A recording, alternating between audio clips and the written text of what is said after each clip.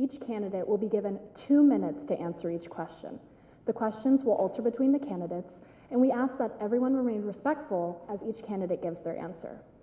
All right, let's begin. Can we have our first student ask our question? Hello, my name is Mohammed Shah.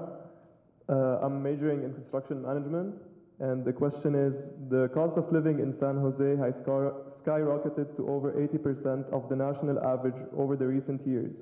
How can you, as mayor, prevent not just people losing their homes, but people losing their communities? Councilmember Mahan, would you like to begin? Sure. Hope I didn't break it. Okay, it's working. Great.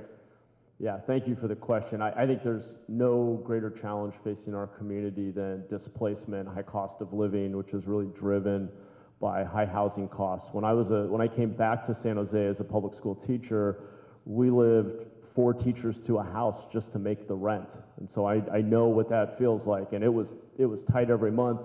And that was over 15 years ago when it wasn't even as bad as it is now. Our region is a victim of its own success, frankly. We have added 6 jobs in our region for every 1 home we've built. And that is driving people out of our region. It is making our region too expensive. It's pushing people to the edge. The answer is to build housing and to build a lot more housing. It needs to be affordable, but we also just need a lot of it at all income levels, because if you keep adding 6 jobs for every home that you build, you have more people chasing a limited amount of housing. 1 minute, Senate. What's that? 1 minute, okay, thank you. So how can we affect this within city government? Because you have state, county, city, you have a lot of different levels of government involved here.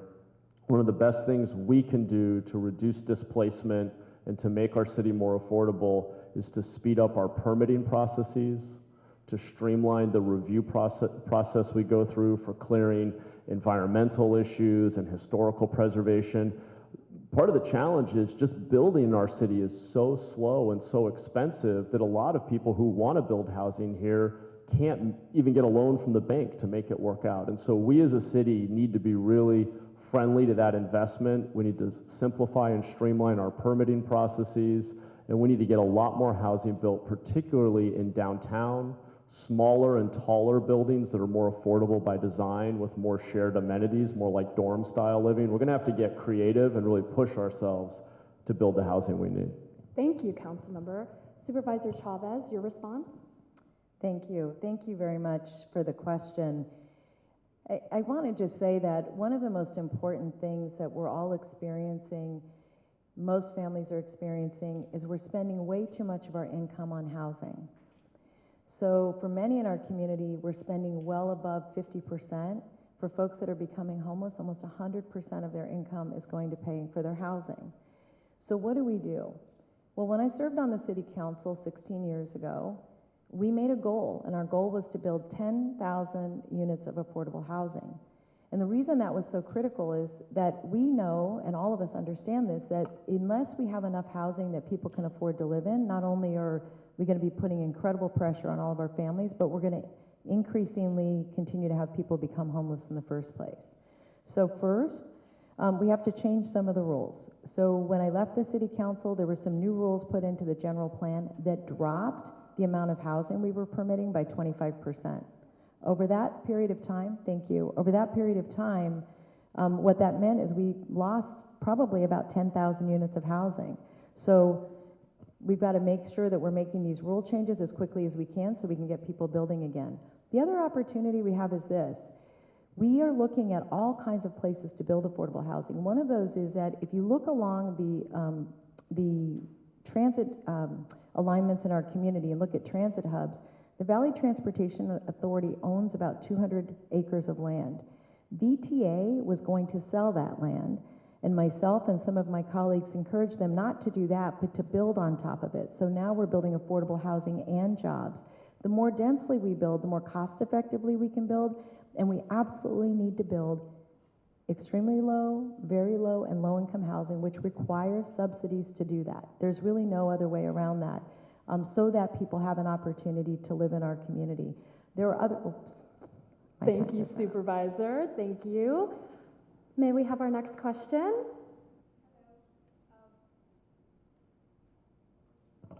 Thank you.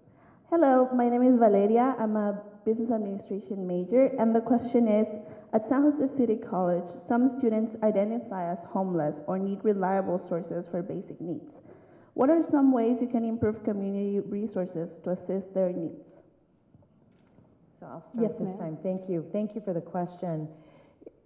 So one of the things that I have done as a member of the Board of Supervisors is that we made a fund available to all of the community colleges and high schools that were interested in looking at whether or not they could develop their own land. And I'm going to go back to the housing issue for a moment, so that we could have affordable housing for young people or all people who were in community college, whether they were attending or working at them. So what I'm hoping is that we're going to see more interest and investment there. The second is that we at the county have a partnership now with San Jose State, where we are working with them on giving them supportive resources for students that are homeless, and providing other resources to them, including partnering with them and Second Harvest Food Bank and other locations to make more food available for students.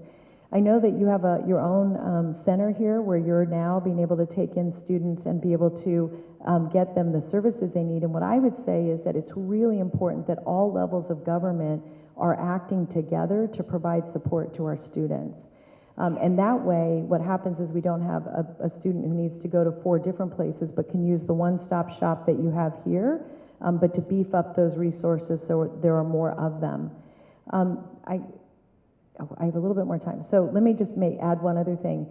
It's not just the resources around food and basic, the county also invested in period products, because we know that period poverty is a real issue, and that's very, very expensive. And so that's another way that we could partner with all of you to make those period products available on campus. So what I would like to see is a much deeper collaboration between the county, the city, and our colleges, so that we can really provide support to students, because all of you really are the backbone of what's going to make San Jose a healthy, great place to live, work, and play.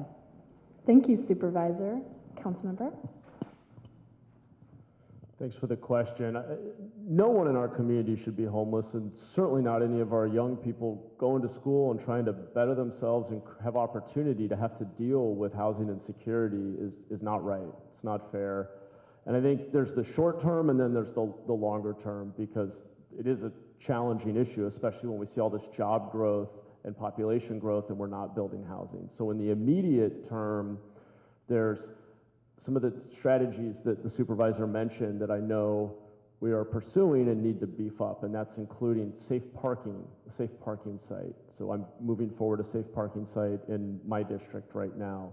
There was mention of the food pantry, for example, and this is really has to be a collaboration. The city can't do this alone. In fact, many of these services are more likely to be on the county side or through our nonprofit partners. Another area I hear a lot about when I talk to young people is just mental health resources, having somebody to go to have that really hard conversation, to have somebody who's listening, who's supportive, and can help provide some guidance and even just emotional support, I think is really, really important. Longer term, what we need to do differently goes back to housing, and we see San Jose State building housing on campus. A lot of our schools, from a lot of our educational system, from community college to state university to even local school districts, have a lot of land.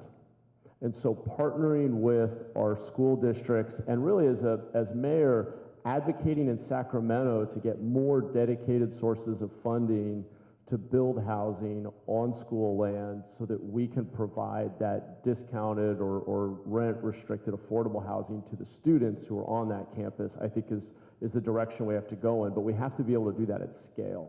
It's nice to have a few examples of it, but we need a massive scaling up of that. I appreciate it. Thank you. Leif, may we have our next question? Hi, my name is Leif Benson, and my major is political science. My question is, in the past year, California and the city of San Jose have seen an increase in teacher shortages and a decrease in student enrollment by 1.8%. How can you, as mayor, work to increase the student and teacher populations across San Jose campuses. Councilmember, will you begin? Thank you. I just happened randomly this morning to have a coffee meeting with one of our superintendents of a local district who we walked through in detail losing 400 students a year, a lot of teacher turnover, and I hate to sound like a broken record, but fundamentally the biggest challenge we face, which has the biggest impact on families' ability to afford to live here, teachers' ability to survive on a teacher's salary, and we should be paying our teachers more, by the way, just as an aside. We've seen spending go up in the educational system in California, particularly in the last few years as the economy's been strong, but the amount of dollars, the percentage that's gotten to the classroom to paying teachers more has not kept pace. There's been a lot of increase in administrative overhead versus teacher salaries. That's not something your city can change, but your mayor can certainly advocate for better paying our teachers. But fundamentally, if we don't really get out of the way and reduce the barriers to building the housing we need, it is foundational to homelessness, to economic insecurity, to being able to retain public servants like teachers and firefighters and nurses. And it's just, there is no greater challenge for our state. California is short over 3 million homes. And we have broken the housing production market in this state by adding so many regulations and taxes and barriers to building, and they were all well-intended, but we have to acknowledge that we're in the way. And we can't tax ourselves enough to build a brand new home for everybody. We're gonna have to get private investment coming in, building the housing we need, and we need to start removing those barriers much more quickly and aggressively than we have. This is a crisis that's been made by public policy failure, frankly. Thank you, Councilmember. Supervisor Chavez, your response? Thank you very much for the question, and good major. You know, housing is really the backbone of our problem here. And so let me just start by saying that the city of San Jose by itself, without the state and federal government, could make changes now that make it possible to build more housing and to build it more rapidly. Deepening our partnerships with the colleges and the high schools is certainly something that we've been working on and trying to do. But one of the things I would say to all of you is that if you want to see more housing, then getting involved in your community and your neighborhood association and speaking at council meetings and saying, yes, I want more housing is going to be really important, because most of the people who come forward to speak at meetings are really saying, no, not in my backyard or not here. So we need your help. The second thing is just let me go back to what the city can do right away. One is that we put some rules in place that make it more difficult to permit housing, that really are part of our general plan that could be changed immediately. The second is that we have a lot of rules in place that say when general plan amendments can come to the city. And we used to do it 4 times a year when I was on the council. Now they do it 1 time a year. And some of that is because of staffing, which is also something else we need to fix. The third thing, and this is really important, you've probably heard people say, why is everybody resigning? How come people aren't at work? One of the most important resources for families going to work is affordable childcare. It is affordable childcare. And so one of the things that we've been working on at the county, actually in partnership with the city, is to expand the amount of childcare available and making sure that universities like yours or colleges like yours are getting teachers certified fast enough that we can preserve them. During COVID, we lost 350 childcare facilities in the county that aren't coming back. So we've got to make sure we fill that pipeline. Thank you, Supervisor. Thank you. May we hear our next question? Hi, my name is Vitu, and I'm a political science student here at the college. My question for both of you is as follows. The main solution you both propose to help with public safety is more police officers. At such a crucial time between law enforcement and the country, how do you plan on making citizens feel as though they can trust these officers rather than feel as though they're being targeted or over-policed? Please, thank you very much for the question. And again, political science. And let me just say why the question is so important. I think that a lot of our systems locally and nationally, have been strained beyond belief. And for police officers in particular, they're responding, well, and firefighters too, they're responding to calls that they don't necessarily need to respond to. But so let me start with this, to say that I had wanted to make sure I said to all of you that if you're having a mental health crisis or you know somebody else who is and you don't want to dial 911, you can dial 988 in this county. And if you dial 988, you'll either get the suicide prevention hotline that they'll do a screening for you and they will help you find the services you need for the person who's in crisis. That includes that the county's invested in emergency response focused on young people. Why do I raise that? Because I think one of the biggest challenges that we have is that besides the fact that we are understaffed, we are staffed as if we were the 49th largest city in the country instead of the 10th with police officers. So we need more officers. They need to be highly skilled. They need to be highly trained, and we need to be able to have them respond to the appropriate calls for service. At the same time, I think all of us understand that we want to have the best cops, just not anybody responding to 911. We all want to be treated with dignity and respect, and the only way that's going to happen is to continue to improve who we hire, improve the training, and integrate the community much more into working with the police department, engaging neighborhood leaders, civil rights leaders, and community leaders. Now, we've done that for a long time here, especially as it relates to groups like the LGBTQ community and the African American community, but we now have a system that everybody's afraid. Everybody's afraid.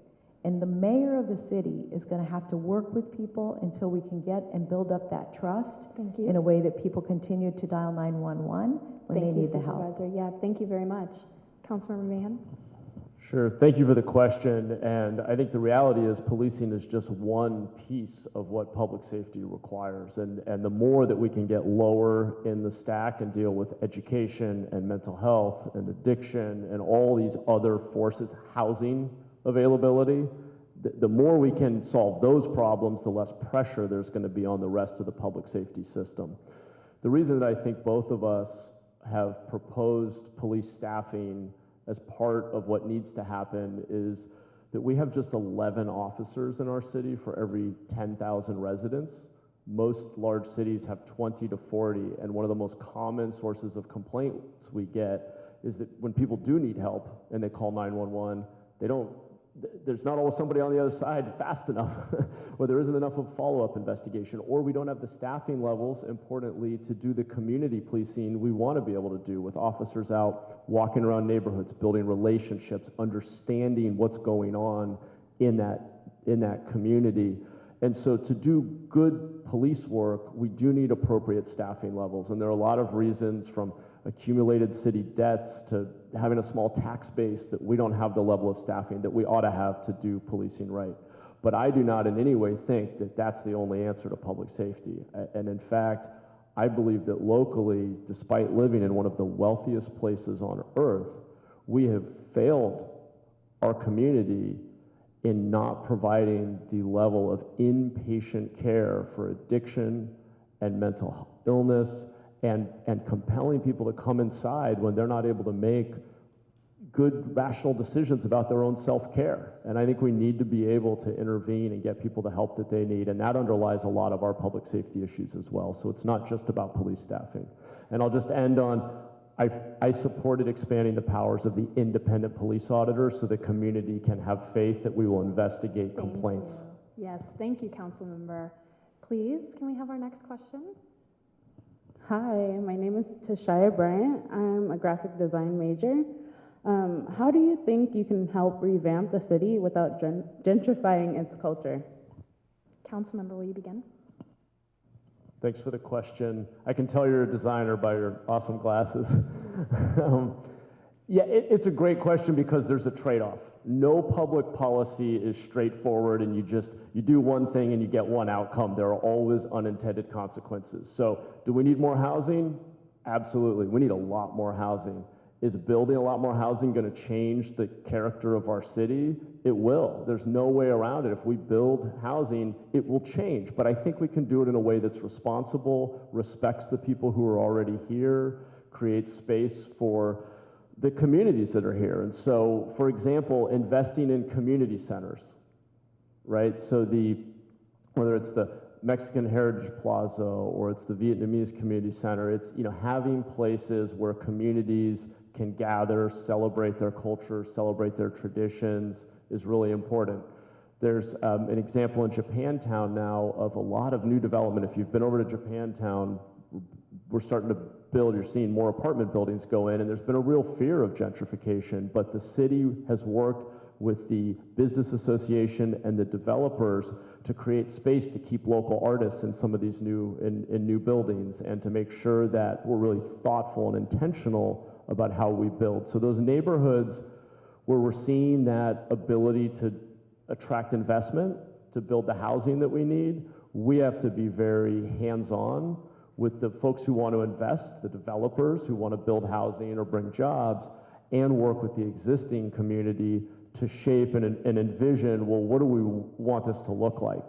Because you're right, if we just build, I think what underlies the question is, if we're not thoughtful about it, we just build a bunch of housing, do we just displace the small businesses and some of the folks who are already there? And I think there are models for doing this. We're seeing it in Japantown right now. I think we're managing it really well. But it's an important question and something that's very top of mind for me. Thank you, Councilmember. Supervisor Chavez. Thank you very much for the question as well. Let me start with the point that Councilmember Mahan raised, and that is this. For those of you who've lived in this area, there are parts of this city that are just so important, so special, that make you feel at home and safe. And one of them really is, just to start with, this Japantown. When I served on the city council, one of the things that we did at that time was we made sure that the state designated it as one of a place of great historic importance, and we created what's called a community congress. And what that meant is that the community governed the development that was coming online there. So even though private developers were coming in, the framework they used, the approach they used, the design they were using was really dictated by this community group. And so part of redesign, revamping, regenerating, and renewing our investment in our community is to do that in partnership with the community so that it really does reflect our values. It reflects what we want this place to feel like and look like. And I think that, and some of that requires investment. As an example, at the county recently, instead of, we've been talking a little bit about how we make sure people don't get displaced. And so what we did is we did a request for proposals. We invited nonprofits and for-profits in the community that were interested in developing community development corporations and land trusts so that the community had that ownership and could leverage their own resources and money, right? Both philanthropic, but tax credits and the private sector, so that the community can help to play a leadership role through ownership of what the community looks like. So I don't think we have to choose. I think that part of our renewal will come from the character of the community if our city leaders really do listen to all of you. Thank you, Supervisor. May we have our final student question? Oh, yes, hi. Good morning, everyone. Thank you for joining us. My name is Javi V, pronounced prefer they and them, and I'm a business administration major here at SJCC. The question I have for both of you is, your campaigns both claim that the best solution for homelessness is to prevent homelessness. That sounds great. However, in San Jose, the average rent for one bedroom is $2,126 a month. That's up to about $25,000 a year, roughly. Now, in order for someone, let's say a student like myself, to accept CalFresh benefits, which are more than likely required to do if you're going to make ends meet, your cutoff is $17,000, $667 roughly. So the question I have for you is, well, if you notice to do this, I would have to give up one in order to get the other. That's just a fact. So how would you plan to prevent people like myself and others who are going to have to choose between basic food and shelter needs? Awesome, thank you, Supervisor. Yeah, thank you. And I know we've talked a lot about making sure that we're building housing as quickly as we can. And by the way, I just wanted to acknowledge that we have a development that's going up across the street from you at the church site, and we are in the process of building out new housing on Moore Park that is going to be dedicated in part to former foster youth. And we'll have a foster youth community center based in that, and that will be available to any young person who's ever been involved as a foster youth student. or a foster youth, whether or not you're a student here, which I think is really important, that we've got to be very disciplined, very focused, and as fast as we can in treating this like the crisis that it is. There's another issue that you raised, though, that I think is really, really important, and it really speaks to how important it is that all of you are out here today. When we lobby and fight with the federal government and the state government over all kinds of things, and we do, one of them is that the high cost of living here is so out of whack compared to the rest of the country that when we go to them and we say, hey, wait, for somebody to be able to get food aid benefits, this amount of money, it doesn't mean what it means in Tennessee, and it doesn't mean what it means in North Carolina. It doesn't work here. And so that's one of the areas that you could be really helpful to us. We fought very hard with the state and federal government actually to increase food aid, and we were able to do that during COVID-19, but we actually are going to need help in readjusting that basic level, because if we don't do that, it's not just, families now, but that growing gap is going to mean we're going to be so far behind. And by the way, it also impacts us with HUD, because for those families, and for those of you who know, to get a Section 8 voucher, one, we don't receive many more vouchers, and two, again, we have to worry about what we're able to give somebody relative to the cost of rent here. Just, it leaves gaps that are very, very significant. So again, thank you. We need to work together on that. Thank you, Supervisor Chavez. Councilmember? Thank you for the question. I think the starting place, very similarly for me, is to say, as the third largest city in the state, we need to be advocating in Sacramento and Washington. I've gone on policy advocacy trips and am familiar with kind of that experience. We have to make the case for differentiating based on AMI, on the average income of an area. There are parts of our state where you can buy a house for $300,000. You would be lucky to be able to buy a house here with the down payment being $300,000. So there's vast differences. And part of it, I said earlier, we're kind of victims of our own success. Part of the reason is there's been so much economic growth here that people come here for economic opportunity. But we're going to need, if we don't want to be a place that's just the extremes of the haves and have-nots, we're going to need more of these programs like CalFresh to better account for the extreme variation in cost of living. So there's that side of it, which is supporting people through public programs, securing the subsidies people need to not have to make those really, really hard trade-offs. You shouldn't be trading off housing and food, right? The other side of it, though, which we haven't really talked about yet, is expanding economic opportunity on the other side. And San Jose actually, as a city, has a lack of jobs. Well, people say, oh, you must have so much wealth in San Jose. You have Apple and Facebook and Google, but actually, they're all in other cities. And so part of what we need to do is also attract entrepreneurs, have a safe and clean city that can attract investment and get more jobs into San Jose. And as we have more economic growth and jobs in San Jose, we need to make sure that we're connecting employers to our community colleges. Community colleges are the lifeblood of middle-class opportunity in this country and in this state, and we need to be connecting you all with high-paying jobs and internships and the ability to make higher incomes as well. We can't just subsidize. Thank you, Councilmember. Thank you, and thank you to our students for asking questions. Can we have a small round of applause for them? Supervisor Chavez, do you have any final remarks or platforms we may find you on? Thank you. Yes, I think honestly, if you just Google either of our names, many, many things pop up. So please feel free to get onto our websites or my website at Cindy Chavez for Mayor, and I would look forward to talking to you. I would just like to close with this comment. First of all, I'm just so delighted to see so many of you here. And the thing I wanted to say is I have been in public service a long time, and I choose public service because I think it's important that government work for us, and it's been my great honor to make it work for you for many years. Can it get better? You bet. Is it supposed to get better?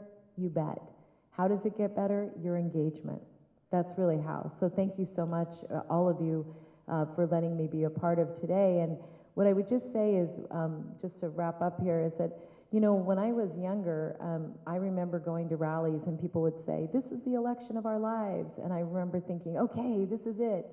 But what I've come to understand is that every single election has consequences. Every single one. There are propositions, there are other candidates. It's worth taking the time to research, because the fact of the matter is that my job sometimes is harder because the people I represent don't vote.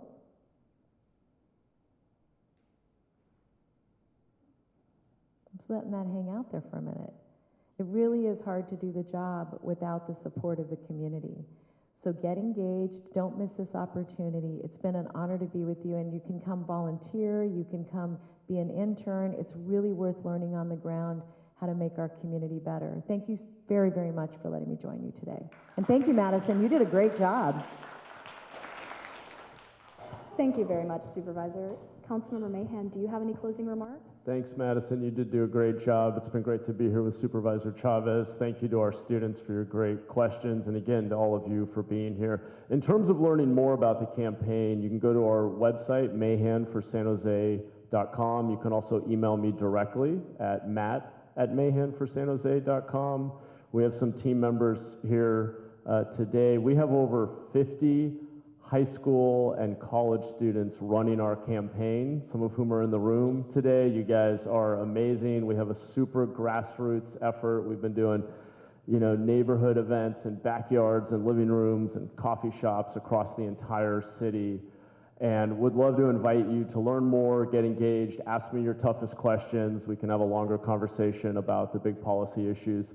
I guess I will close on just reflecting on how important our community college system is. My mom used to actually teach at De Anza part-time, and if you look at the data, it's our community colleges that are educating the vast majority of people in our state and creating pathways to upward mobility and a middle-class life. And so I just want you to know that I am very committed to working with all of you to make sure that we support our community college system, we connect our community colleges to our employers, and we create more of those opportunities for all of you and those who come after you to have the kinds of opportunities that I feel incredibly fortunate to have had coming from a working class family in Watsonville to making it here in San Jose. And so I look forward to getting to know you. I hope we'll be in touch. Thanks again for having us.